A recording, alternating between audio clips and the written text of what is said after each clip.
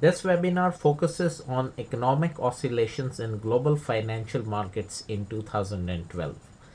Here is a summary of what has happened in the past few months and potential direction of investments in 2012 and beyond.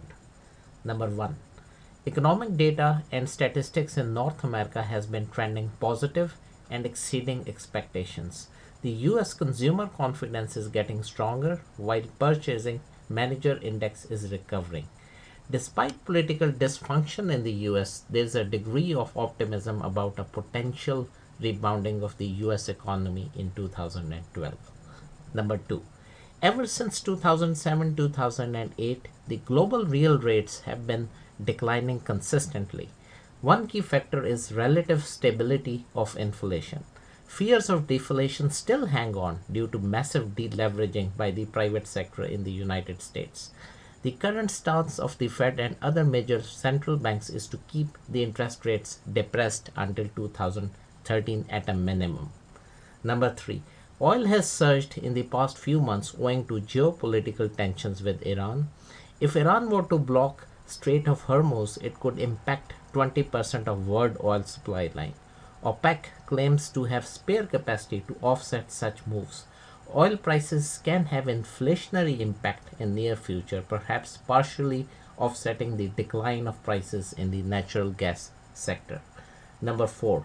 Europe remains a sensitive point for global financial markets. The European GDP has declined, reflecting a degree of recession and fiscal tightening due to over-indebted European nations, primarily Greece, Italy, Ireland, Spain, and Portugal. Both non-commercial loan supply and demand conditions have deteriorated in the Eurozone. Number 5. The US housing seems to have bottomed with some signs of modest recovery. The incredibly low mortgage rates in combination with depressed prices cut to one-third augur well for the affordability of the housing sector.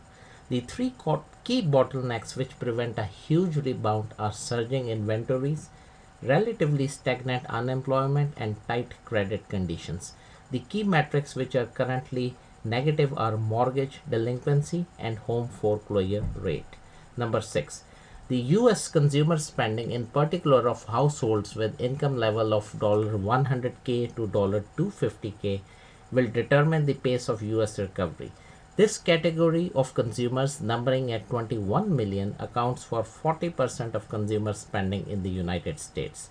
They are a huge lever, and any cautious spending by this class, as demonstrated in the recent surveys, can put brakes on the economy. Number 7. The US unemployment rate is improving consistently with fall in both jobless claims and layoffs. The current economic situation warrants job creation of about 100,000 to 150,000 per month.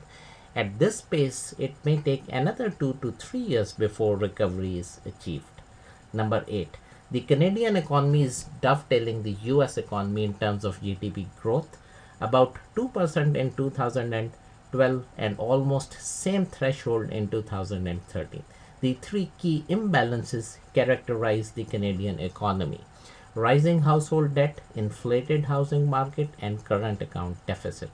Number 9.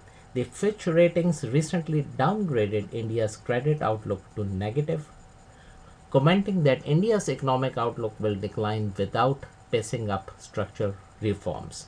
The key challenge is rising fiscal deficit of the government. The impact is slow economic growth at 5.3% in January, which is lowest in a decade, while hiking inflation continues to pose challenges for India. Number 10. China is poised for soft landing, if not already happened in 2012 and 2013, with potential risks of hard landing in the decade ahead. The main challenge is significant transformation of the Chinese economy. Emerging markets, barring China and India, are lagging behind.